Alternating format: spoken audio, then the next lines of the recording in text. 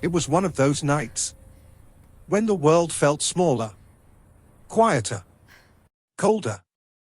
Most people were already home.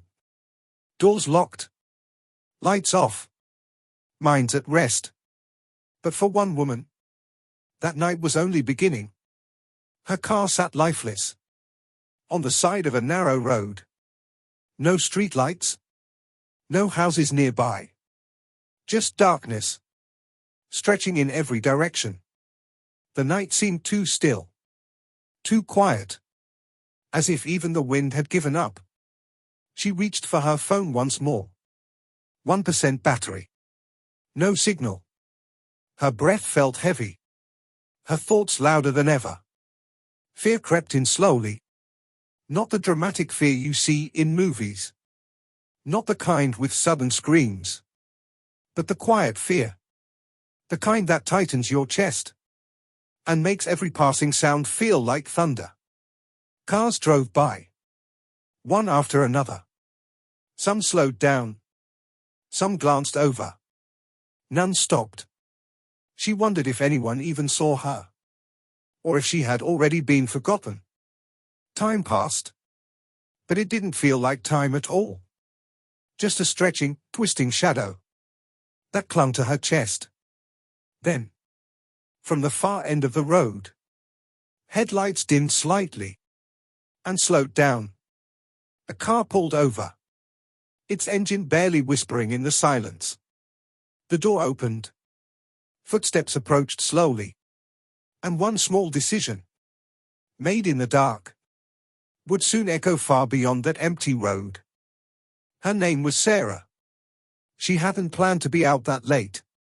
Work had run long. Traffic was worse than usual. And the shortcut she trusted had betrayed her. The engine had shut off without warning. At first, she told herself it would be okay. Someone would stop. Someone always did. But as minutes turned into what felt like hours, confidence slowly dissolved into anxiety. And every passing car felt like another small disappointment. She wrapped her arms around herself, trying to stay calm, trying not to think about everything that could go wrong. In the distance, a man stepped out of the stopped car. He didn't rush toward her. He didn't step too close. But there he was, present, unhurried. He stood near his door, hands relaxed, voice soft. "I don't want to scare you." He took a deep breath and continued. "I just saw your car and wanted to make sure you're okay." She paused, her eyes wide, heart still pounding. His name was Marcus. He wasn't loud. He wasn't forceful. Just steady, calm, and genuine. Her mind raced. Should I trust him? Is this safe? What if I'm making a mistake? The world had taught her to be cautious, to react quickly, to trust fear first, instinct second. But something about Marcus felt different. He noticed her eyes flick toward the darkness. And he didn't move closer. He gave space. Respect. He surveyed her car, recognized the obvious problem, but didn't make a move to fix it. Still, he didn't leave. "I can call roadside assistance for you. My phone still has signal." His voice didn't rush, didn't push. It simply offered help. While they waited, Marcus stood a few steps away, yet close enough to be reassuring. Other cars continued to zoom past. Some drivers stared longer than seemed necessary. Some slowed down, not to help, just to watch. From inside their vehicles, some whispered. Some shook their heads. Some pointed. Marcus noticed. He always noticed. He noticed more than most. Because he had learned something long ago. Doing the right thing didn't always look comfortable to others. And it rarely came with applause. Still, He stayed. Eventually, help arrived. A tow truck. Lights blinking in the dark. Movement. Purpose. Sarah's car was lifted. Secured. Taken away. She was safe. Finally safe. Before Marcus turned to go, she thanked him. Her voice slightly unsteady.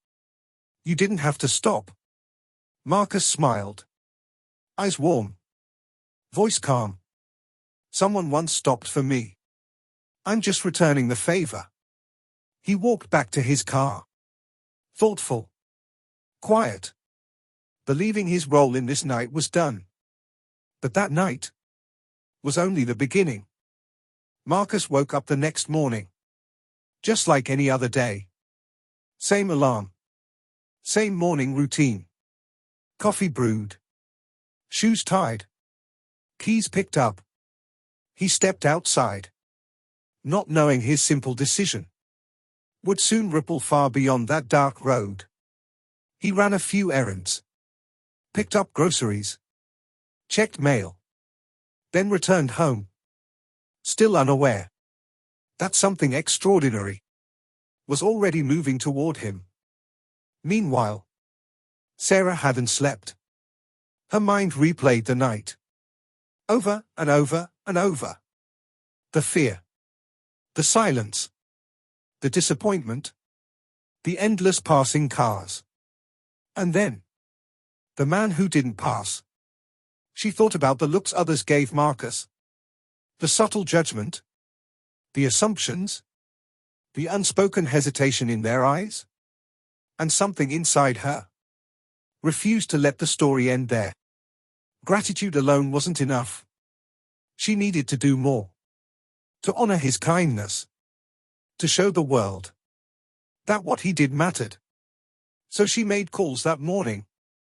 Long, uncomfortable conversations.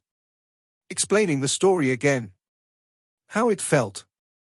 How significant it was. By late morning, a plan was forming. Back on Marcus's street. The quiet hum of engines broke the stillness. Neighbors stepped outside. Curious. Confused. Unsure what was happening. A vehicle approached. Slower than usual. With elegance that didn't quite match the quiet neighborhood. A Rolls-Royce turned onto the road. Gleaming under the soft light. Tires whispering. Phones came out. Neighbors began recording. Whispers spread. What's happening? Is someone famous here? Why is that car here? The Rolls finally stopped. Directly in front of Marcus's modest home. Marcus stepped out. Holding his coffee. Still not fully awake. His mind only half focused on the day ahead. He froze. As the door opened. And there she was. Sarah. Their eyes met. Surprise. Gratitude. Recognition. He blinked. Unable to speak. She approached slowly. Holding an envelope. I didn't know how else to find you. She said softly. Inside the envelope was a letter. Sarah unfolded it. Words filled with sincerity. Honesty. Emotion. She wrote about that night. About the fear she felt. About how Marcus earned her trust. Without even trying. She described how darkness felt heavy. How the passing cars felt empty. How every moment without help made her doubt that kindness still existed. And then, how Marcus, simple, calm, kind, restored that belief. She wrote about how the world had taught her to expect danger, to fear strangers, to trust assumptions. But how one small act of kindness had shattered that belief and replaced it with hope. Along with the letter was something else. Not as payment, but as recognition. As a sign that his act mattered. A generous reward. Given not from obligation, but from gratitude. Marcus's eyes filled with tears. Not because of the money, but because for the first time, someone saw him. Really saw him. Neighbors watched in silence. Some smiled. Some reflected. Some whispered quietly. That was kind of him. That's rare. I wish more people would do what he did. Marcus wasn't overwhelmed by the reward. He was overwhelmed by being seen. Being appreciated. He realized something that morning. Something worth more than any reward. Kindness matters. Not because it changes every situation, but because it changes hearts, including the heart of the giver. He looked at Sarah. Her eyes full of gratitude. Her voice steady. Her story shared. And he finally understood. That one decision, made in the dark, had brought light into more lives than he ever expected. Kindness doesn't ask who you are. It doesn't check your race, background, or fears. Kindness simply shows up. Without boasting. Without judgment. Without conditions. And sometimes, when it does, it changes everything.